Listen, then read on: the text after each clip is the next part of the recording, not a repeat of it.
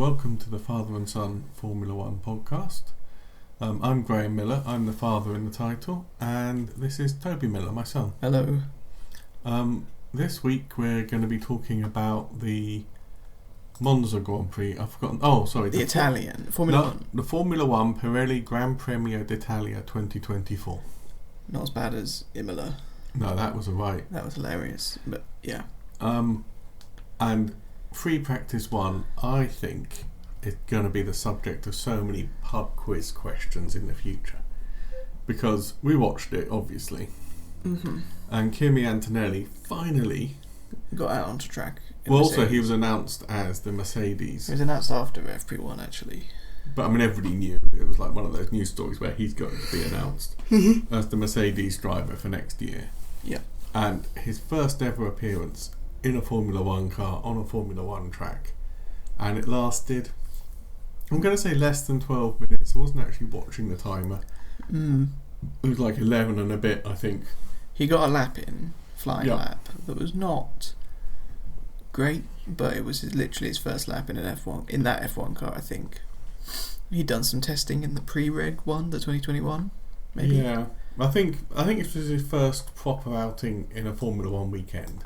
Yeah, which is weird actually if you think about it. I'd have thought they'd have been doing it a lot more earlier on. And I mean, the press was insane because he was an Italian driver at the Italian Grand Prix, and Toto has hyped him up so much. And I mean, the poor sod is like younger than two of my three sons.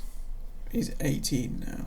Yeah, when my middle son was that old, I was worried about him because he was riding a CG125 to and from college. Not a 200 mile an hour sports car. I hadn't actually learned to drive when I was 18. And it's for various reasons. I mean, I kind of, presumably he's 18, he's got a say in it, but I think Toto might have misstepped a bit in like hyping it up so much. And yeah, I mean, there was actually a seat going at Williams. It kind of feels like putting him straight into a team that has in the last 10 years won so many championships. And even now they're a top 4 team. Yeah, and the amount of pressure to like first debut at his home Grand Prix. You think about the other top 3 teams. You've got Verstappen and Perez are both old hats now. Perez especially. Yeah. Hamilton and Leclerc are also very experienced, and so are McLaren, Norris, Piastri and Norris. Yeah, they're fairly young and inexperienced. But even Russell came up. He did a season or 2 at Williams. He did 3 years at Williams, and by the end of it, he was chafing a bit. I think like there was that crash he had with Bottas.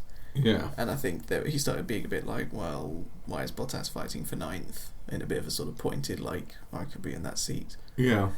So I'd almost be a bit miffed if I was Russell, because how come I had to spend 3 years in a Williams, but then Kimi Antonelli, who's not even won F2 in his debut season like Russell did, he gets straight into the Mercedes, no questions asked. Yeah, and it is like Raikkonen, almost like Hamilton in a way. It's a very quick ascension. He skipped F3. Well, Hamilton did F3. Hamilton did GP3 and GP2 and won both of them on his first attempts. Yeah. So that's fair enough. Yeah.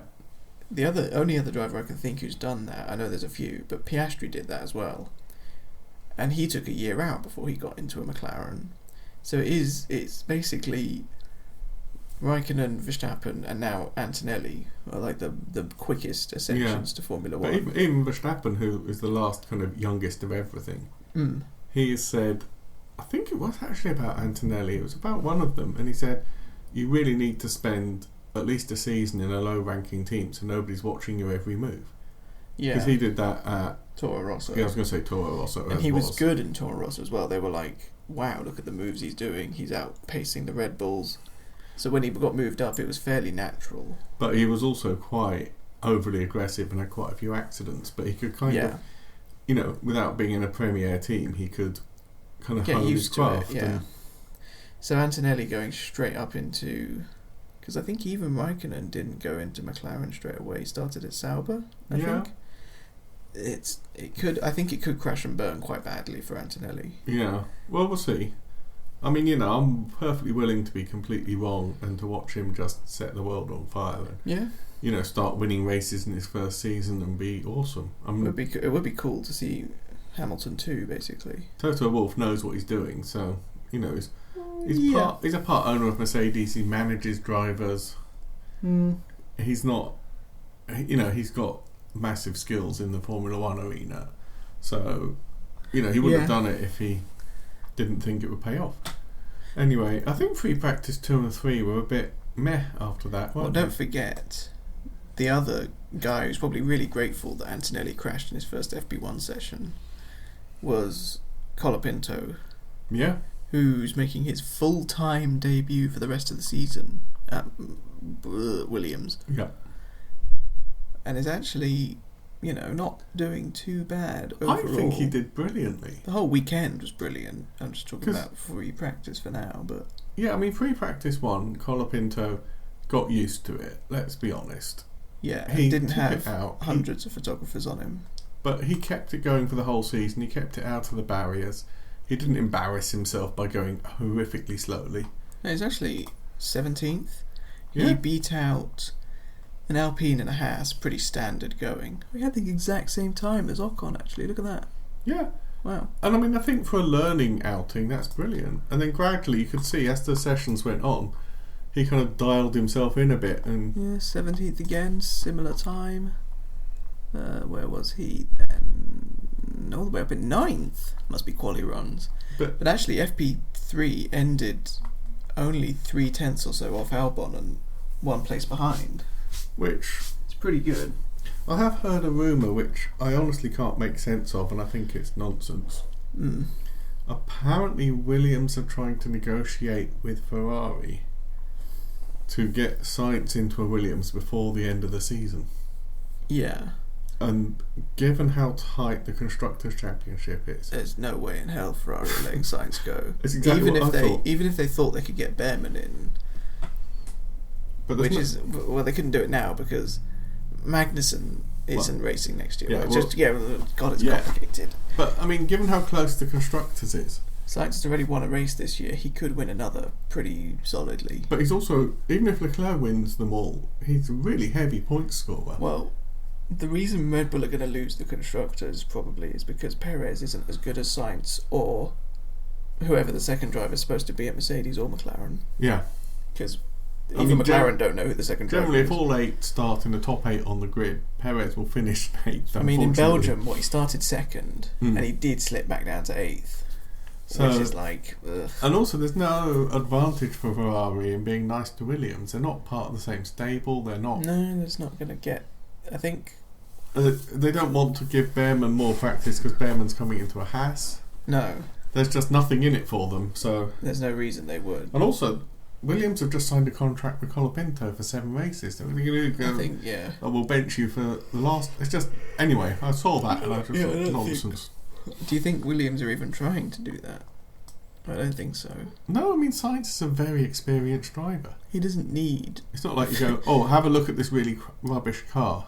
And also, he's a driver who's moved around a lot. Yeah. He started out in Toro Rosso. He got loaned out to Renault already. Raced for Renault. Raced for McLaren. Then raced for Ferrari. Now it's back to Williams. The guy can adapt to a car at this stage in his career. Yeah. That shouldn't be... So anyway, that's some nonsense I saw on the interweb nets. Yeah, it's always fun. What happened in qualifying? We're all a bit sleepy today, so we're just... And we left it a while, although it turns out that was a good thing. Oh, yeah, there's a McLaren one too. Leclerc started in 4th, next to Sainz. Hamilton seemed quite downbeat afterwards. He said he just can't get the qualifying together, even though he was only less than 0.2 away from pole. Yeah, I saw an interview with Hamilton about that. Mm-hmm. And he said the problem is he lost a couple of tenths in the final corner.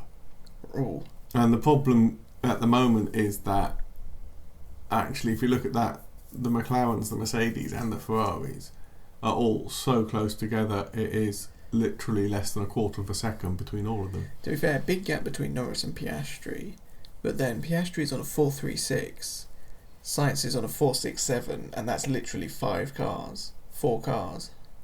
in 300ths of a second is ridiculously tight. Yeah. 436, 440, 461, 467, and then there's a big gap of half a tenth to Hamilton, and then there's quite a big gulf between them and the Red Bulls. Back to the Red Bulls, then it's another 2 and 3 tenths back to Albon and Hulkenberg, who rounded out the top 10. So it's really tough for qualifying. I mean, it's weird because usually you'd say if you went out there and you absolutely must pull out your best ever lap at this moment, Hamilton would be the one person you put your money on.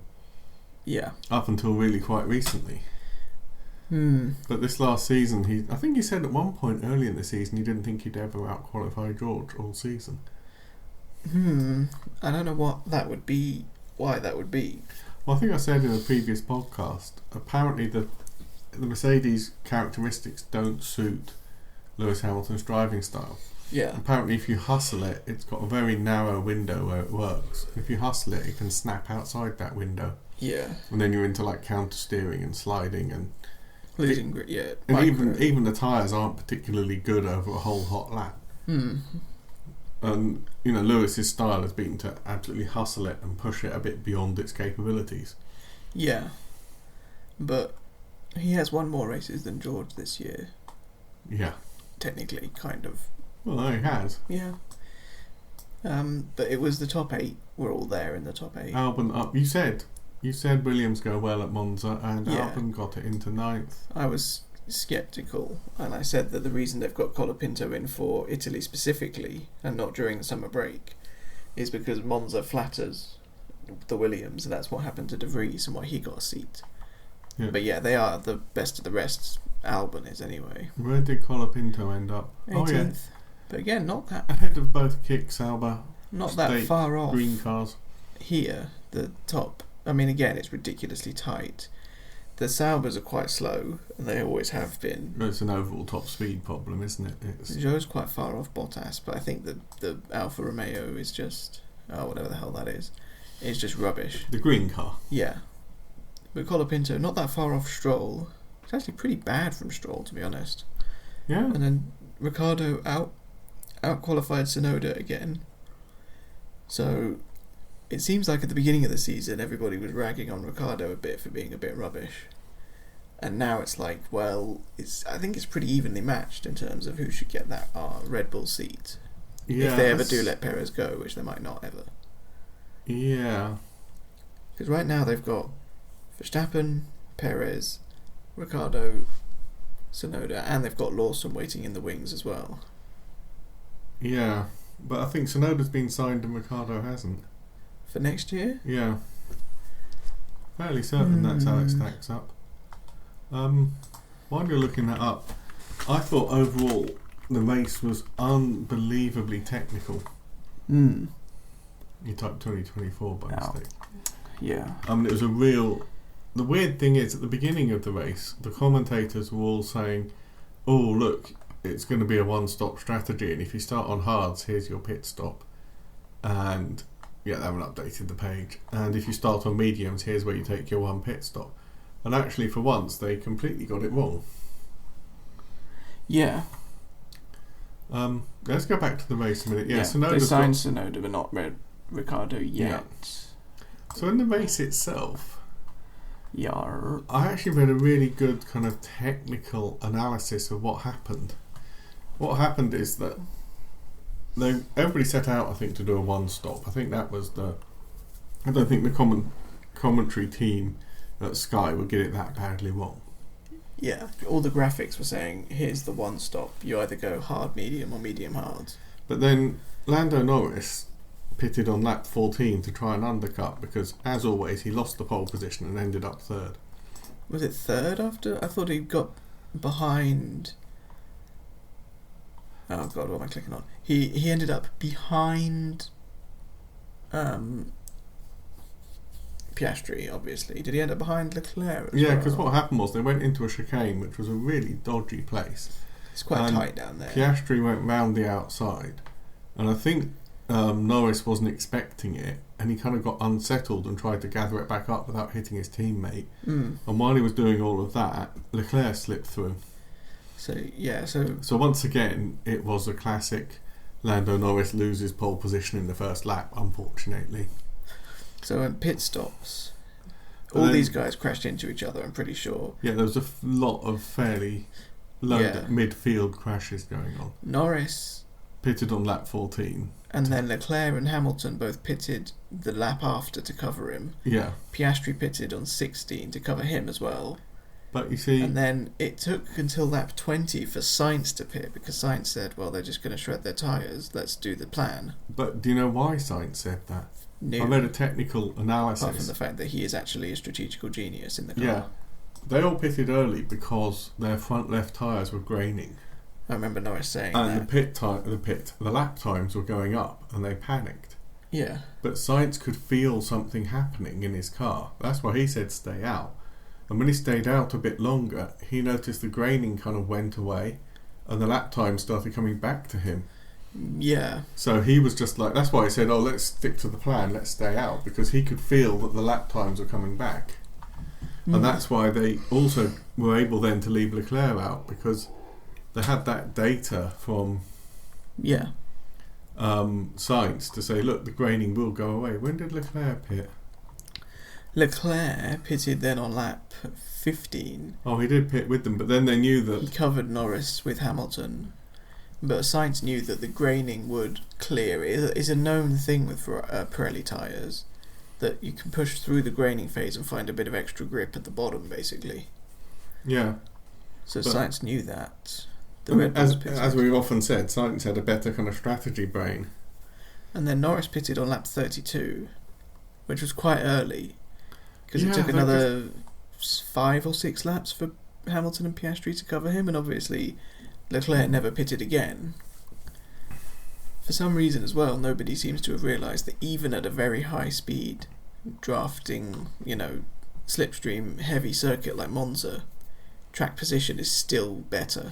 You say that, but I mean, Sainz got done by both McLarens, I think, in the closing stages, because his tyres were going off and they were much fresher. Go back to the race result. He did. He got undercut by Leclerc. But it was only a 15-second gap between them. Yeah, and I mean, if you look at that, Piastri was 2.8 seconds. Norris was 6.1.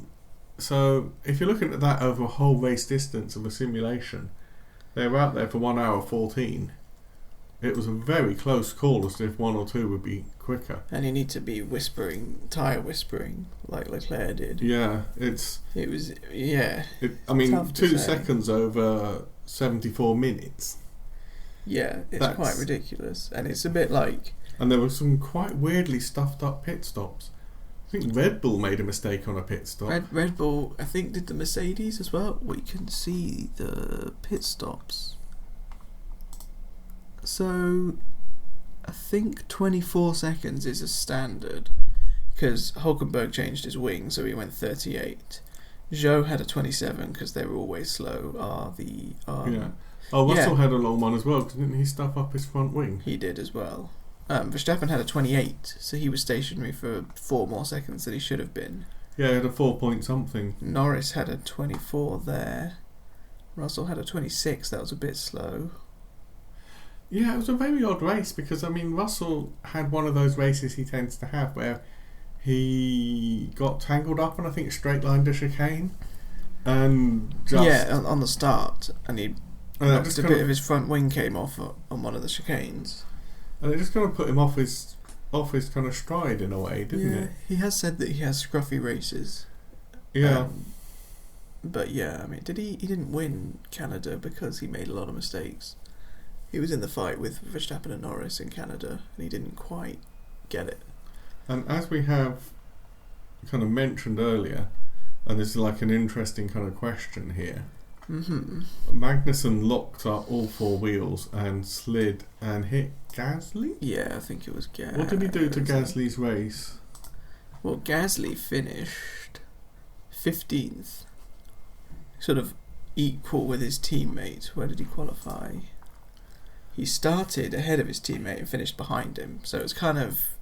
But for that, Magnussen got a 5-second penalty. He also got 2 penalty points, which means he got a 1 race ban because, as we've said, he got a 10-second penalty for causing a collision.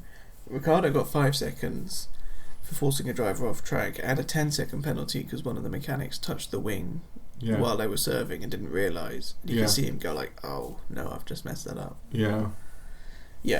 I was just the kind of stabilising hand they do for the front track. So it seems quite harsh to give him 10 seconds for it's touching. It's quite harsh, but if they didn't, the teams would exploit it as a weakness. Yeah. And push it. But Magnussen is the first driver to get a race ban under the current regulations. Yes, the point system. There have been other race bans like Grosjean and... I think Grosjean was the most recent. 2013. 2012. 2012 Belgian Grand Prix, he smashed up Hamilton and Alonso and 3 other cars or something. I thought it was 2013, but okay. You can. He did a proper level of bowling basically and just smashed cars all over the place. Yeah, if you search 2012 Belgian Grand Prix, this is the first image that comes up. I think that might be Raikkonen or that might be Grosjean sliding over the top of Alonso's car. You can see there's Hamilton. That's Kobayashi, I think. Yeah, just absolute carnage. So in the past, proper bowling.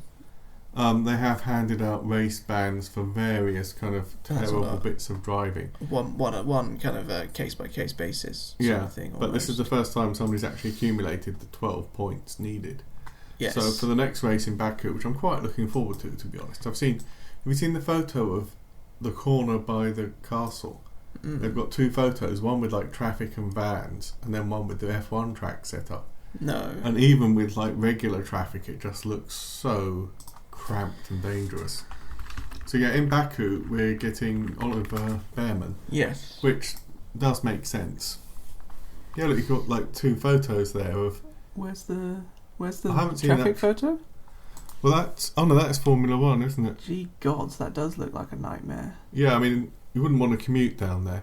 So yeah, in Baku we're getting Ollie Behrman, which kind of makes sense because it's like if they said he's got the Haas drive next year, so we'll get to do a whole weekend as kind of practice. That is quite good. I think that might have spawned the Williams rumours about trying to get Sainz in for a practice, but I think it's unnecessary with Sainz. And there's no win for Ferrari. They don't need the money. Williams can't afford the money. Yeah, it's definitely. It's really there's no that kind way of. Around. There's no reason. It would just hurt their ability to score points in the constructors. Really. Yeah. So at the end of that race, yes, which Leclerc won on a one-stop strategy. He won in Ferrari at Monza, so there was like a festival in the huge crowd. Track invasion. It was lovely to see. It was awesome. They brought the flags with them. It was just ridiculous. Oh yeah, the Tifosi. Yeah. We now have McLaren 8 points behind Red Bull in the Constructors' Championship. Mm-hmm. And in the Drivers' Championship, actually Norris is doing what he needs to. He's finishing ahead of Max Verstappen. He's still 62 points over 8 race weekends because there are sprint points available. Yeah, what'd you get? That's a maximum of 8 on top. As I say, he needs one mega weekend where he wins and Verstappen doesn't score significant points, let's say. Scores anything less than like 10 really. Yeah. Then that would be a big jump up. If it's a 241, if he gets the full 26, that would be 267 to 303. It's suddenly only like 30 points. Yeah, 35. Yeah. Then it starts to become real. But again, I've been reading lots of trashy clickbait sites and rumours, but this actually makes sense. Who is Oscar Piastri's manager? Mark Webber. I know. What's Mark Webber most famous for? Multi-21, Seb. Also for being the B driver to Seb Vettel. Oh, sorry, Multi-21 and not bad for a number 2 driver. Yeah. So Mark Webber's going to have a real kind of, I don't want my driver to be a B driver, to be a number 2. Yeah. Also, there are rumours, which are probably true, that Piastri's probably got an equality clause in his contract. If Webber negotiated it, and Piastri is a very good driver, there would probably be an equal treatment clause. Yeah. And they're saying that Stella and Brown need to sit down with Webber and Piastri and agree some compensation. I don't know if that's true though, because Piastri has in the past rolled over and given places back to Norris in like Japan last year, I think. I definitely remember him giving places back to Norris. Yeah, but would he have... It just seems really odd. Like I say, that move into the chicane on lap 1... It was surprising. I think if that had been against a rival team, like a Mercedes or a Red Bull or a Ferrari, that would have been a brave overtake of the season, epic move. But I think on lap 1 against your own teammate, it was a bit strong.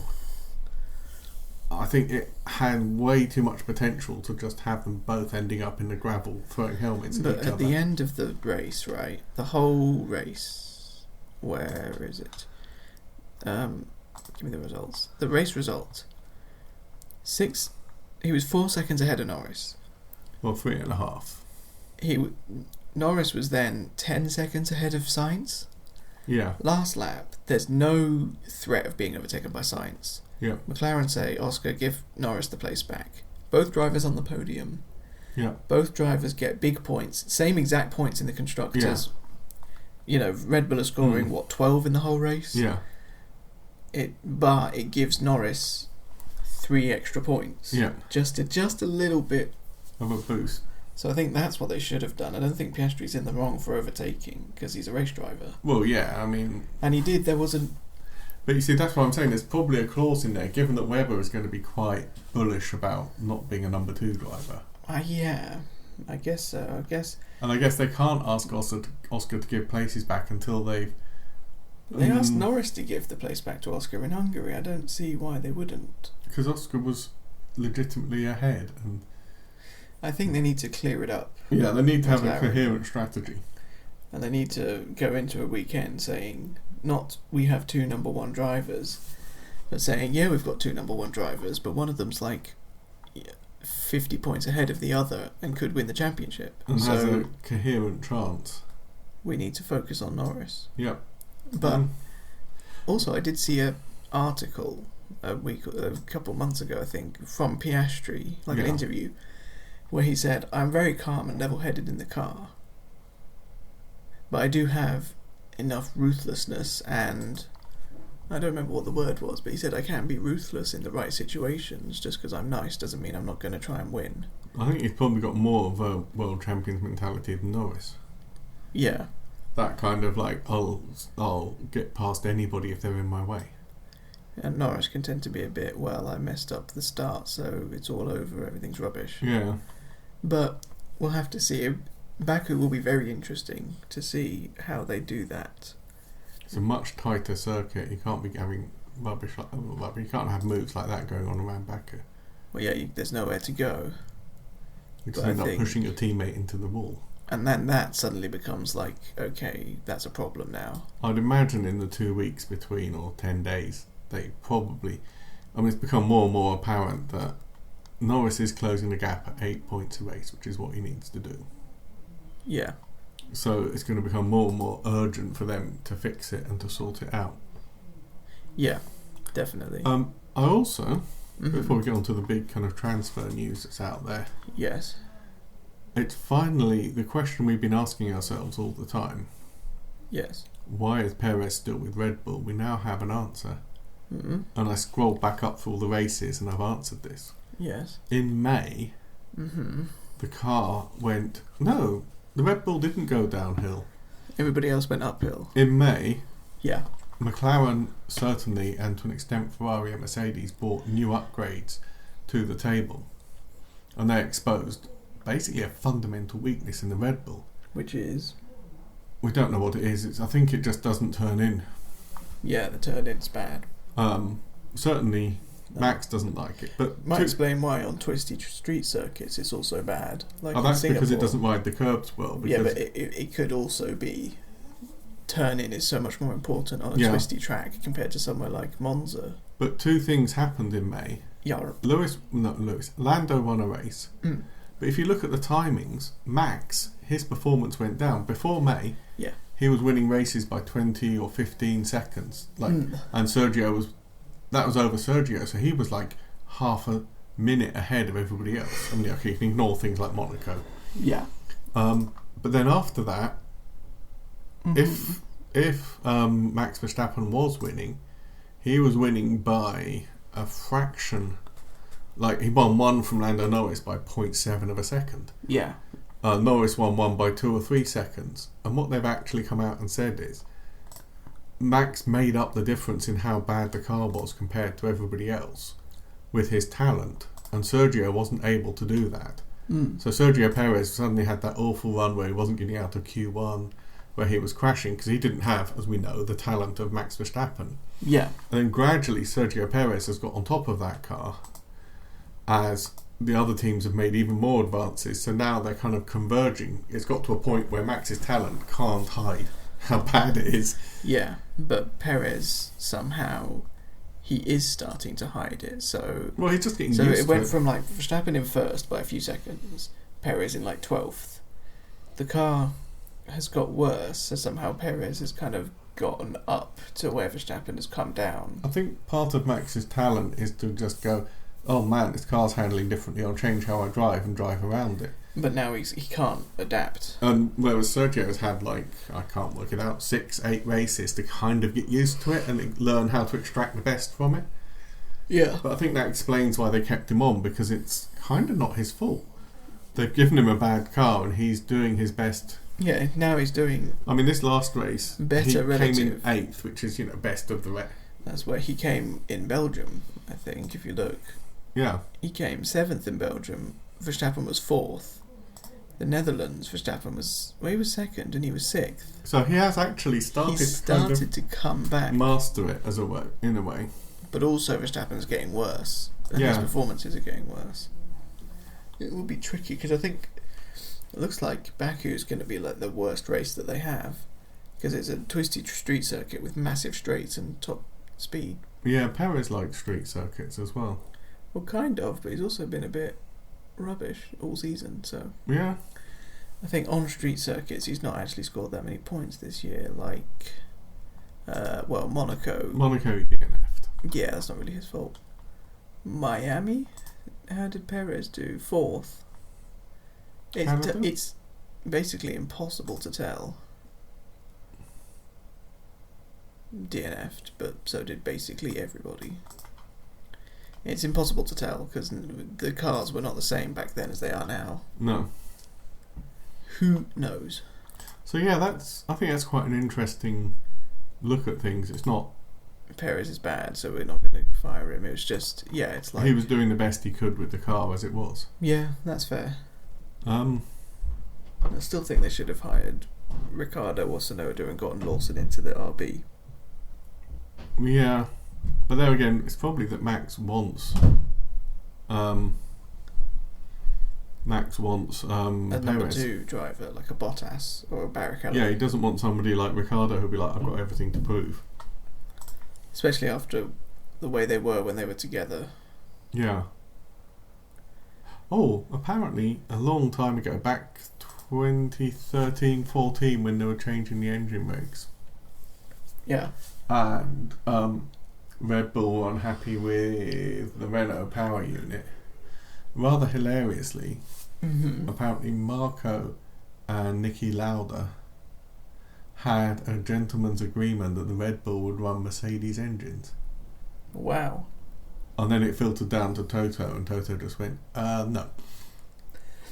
Absolutely you imagine not. that 2014, where Vettel and Ricciardo were fighting Hamilton and Rosberg for the championship, though. Yeah. Who would have actually come out on top? I don't know. Well, quite. Although, then again, the Williams ran Mercedes engines, and they were really good early on because their underdeveloped aero worked with the Mercedes engine, because they didn't need to have good aero because they had such a good engine. They could come sort of 3rd, 4th-ish. Yeah. As everybody else caught up, both in terms of engine and aero, they slipped way backwards. So maybe Red Bull wouldn't have been... They'd have been sort of 2nd. Yeah. Man, that would have been very interesting. I also think it's quite funny that the guys who are like, senior advisors like Helmut Marko and Niki Lauda don't actually have any real decision-making ability. Yeah, they were like, oh, we'll have a gentleman's agreement. No bother to sign any contracts. Yeah. And then Wolf and Horner went, nah. Yeah, that's what do that. I think Horner would have liked it, but that's why Horner then bought into Honda.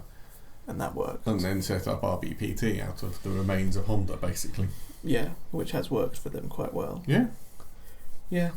So yeah, neat segue here. Speaking of Red Bull and engines seniority in Red Bull. And designers. Yes. Finally, what has been rumoured for ages. Yes. Adrian Newey is going to Aston Martin. Yes. I did see an article about Lawrence Stroll.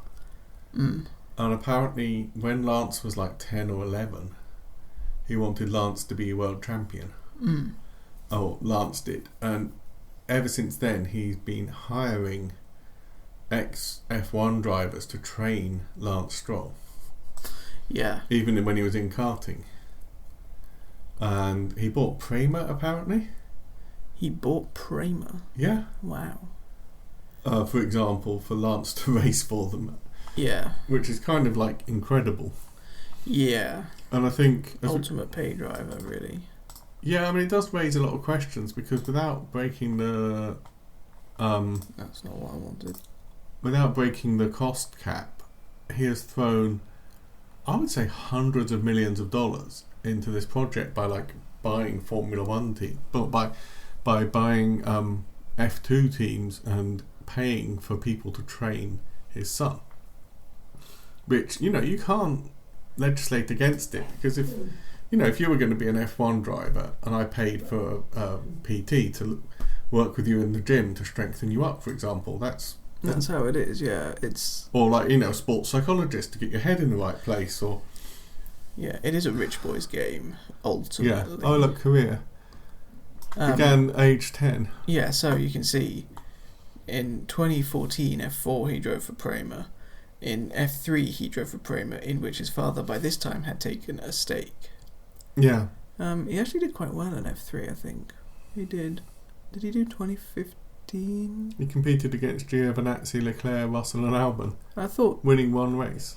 This championship was pretty stacked in terms of drivers. If you look at the results, this is going kind of off-piste now, but Rosenqvist has done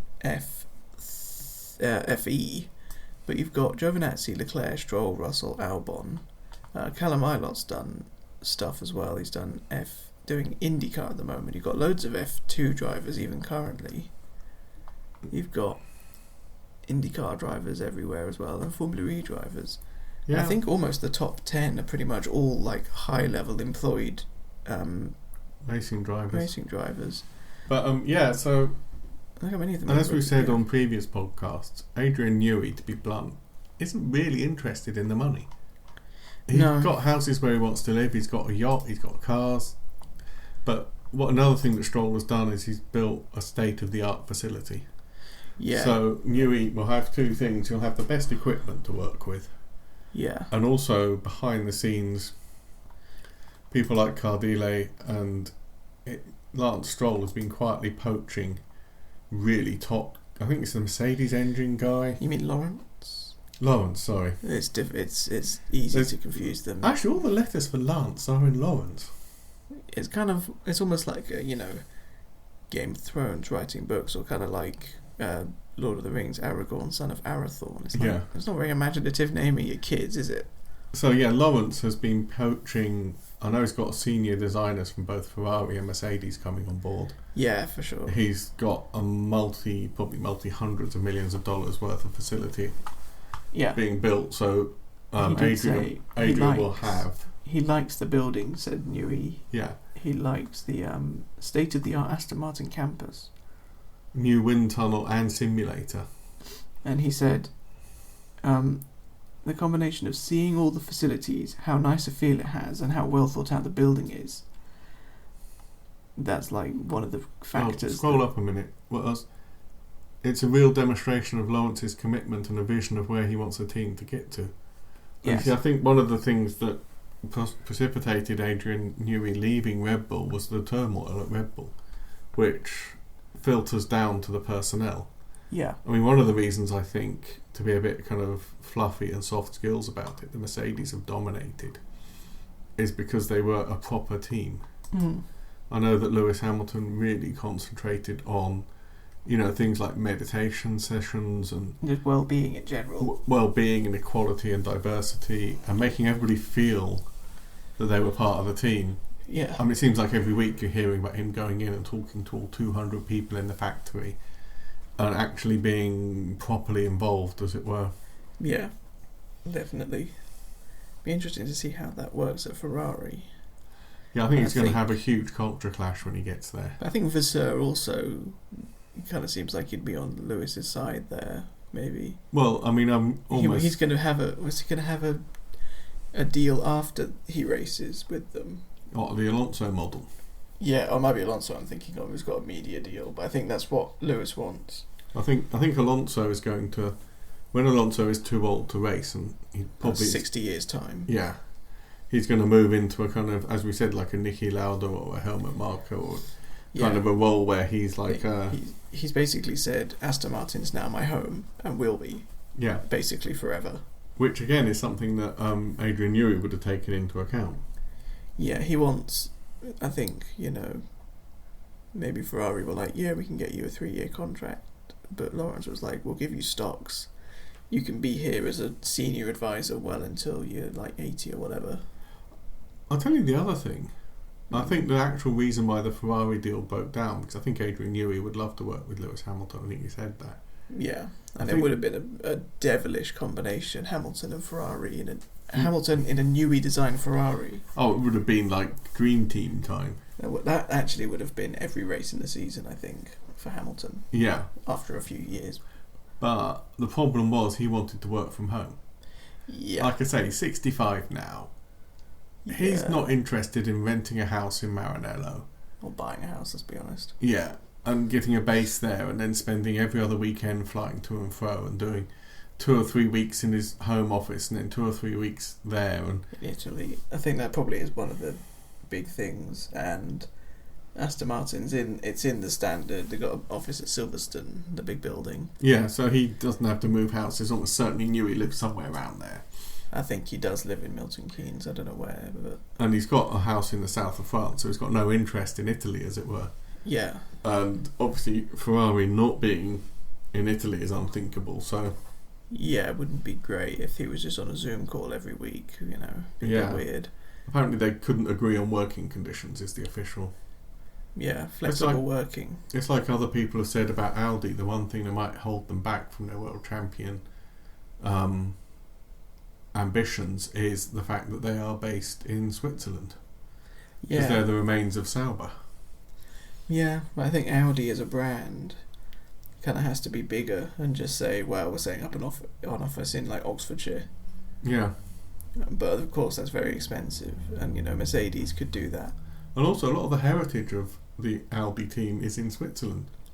What's the Sauber? But Audi's a German brand. Yeah, I know, but they've bought a team where like a lot of the staff will be based in Switzerland. Yeah, so it's either be Switzerland difficult. Or Germany or Milton Keynes or Oxfordshire. It's kind of it's tricky because they want to keep their people where they are, their heritage, as you said, and their identity, and they also want to be where the good people are. Because again, how many kind of proto-newies are there who don't want to move to Switzerland, like lower level engineers who could be really good, and also the subsidiary companies who do like timing systems and engine management systems and tyre systems. And well, they're going to be Ferrari powered.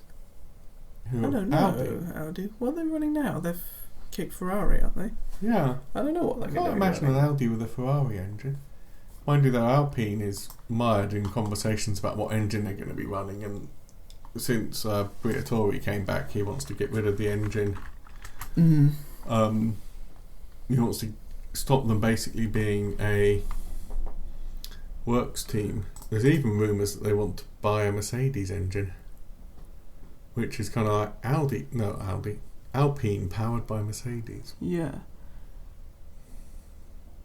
Well, Audi are supplying the engines, actually, to be fair. Well, it's a whole new set of regs, so they can start from scratch. They can start doing engines now and enter as Audi powertrains or whatever. Well, I mean, to be honest, Audi is part of the Volkswagen Audi group. They are top 3 largest car makers in the world, I think. Yeah. I mean, Volkswagen Audi Group are massive. Volkswagen AG. Yeah. I think it doesn't stand for Audi Group. I think AG is just a German word for Corporation Limited by Share Ownership. It's like Inc. Oh, okay. So I've always known them as VAG, but there we go. Well, they are VAG, the Volkswagen AG, but it's like saying Ford Ltd. What's that? Aktien Gesellschaft? Yeah. Yeah, public limited company, basically. Yeah, that's what I said. Okay, anyway, I think we're getting off topic a little bit. Yeah, so that's the big news. Newey's gone to Aston Martin. Yes. I think 2026 is starting to take shape in a weird way because of the regulations and everything. Well, you're going to have Antonelli, who's had a year at Mercedes. Yeah. Hamilton, who's bedded into Ferrari. God knows what's going to happen at Red Bull, if they'll even be like a coherent team at that point, if they keep capitulating like they have done. Well, Verstappen, there's always rumours about Verstappen moving, but I don't know where he'd go now. He could just give up and do sports car racing. He does so much sim racing. His alliance is not necessarily to like Formula One. He loves racing anything. So he could do Le Mans. I'm sure he's won the Monaco Grand Prix, so he could shoot for a Triple Crown. Yeah. That would always be a laugh. I mean, Alonso did it. Yeah. He tried anyway, he didn't win it. But, yeah.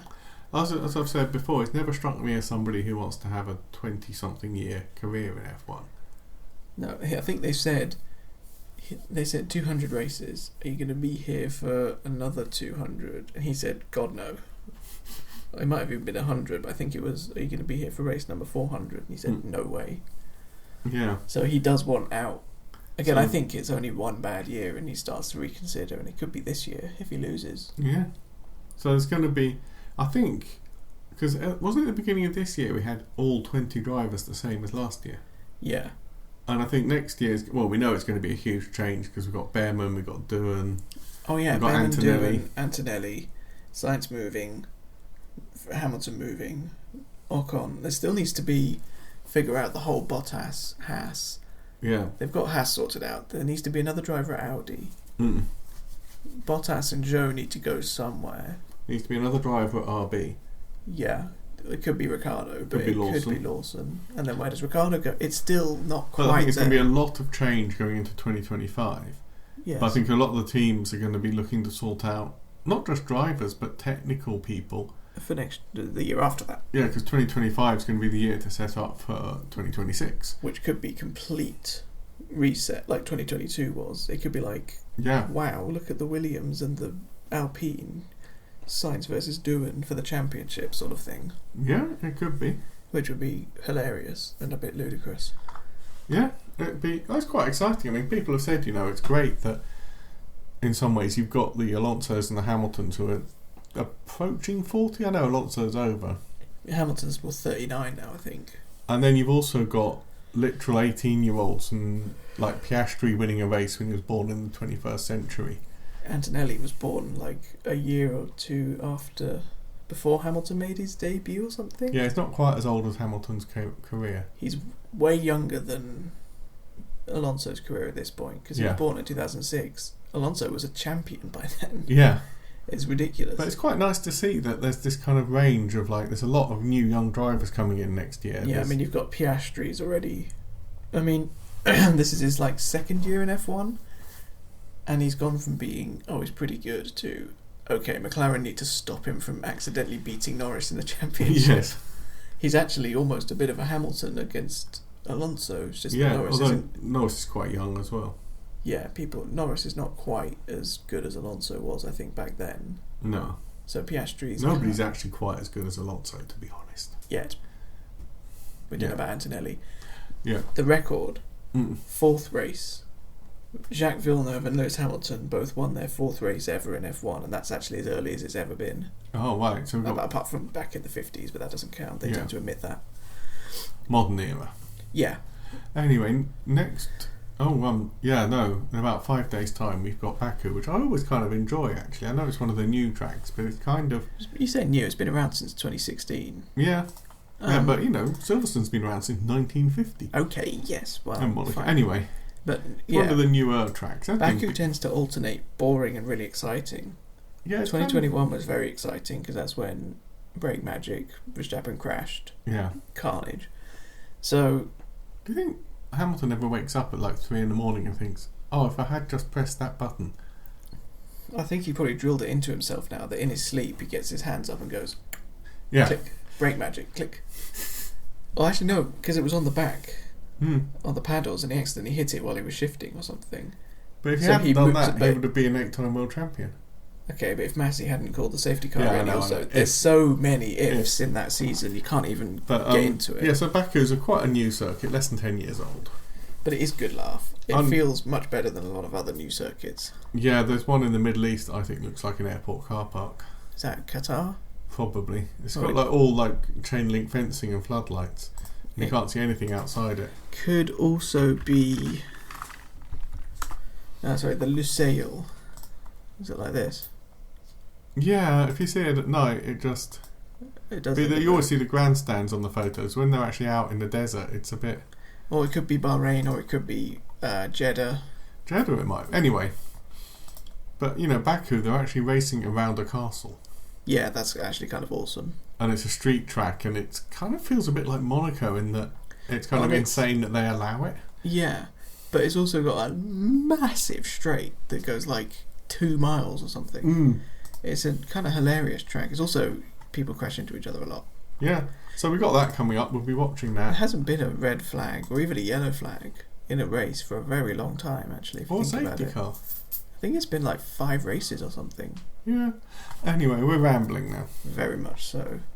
So thank you for listening. We'll be back. We've got a double header with Baku and then Singapore. Yep. 2 very calm, relaxing tracks. And So then it's we'll be a a month long. So a bit more on it for the next podcast, and then we'll probably be really slack. Singapore might be a bit interesting with how we get that done, but yeah. We'll sort something out. Yes. So thank you for listening. I've been Graham, this is Toby. Yep, thanks.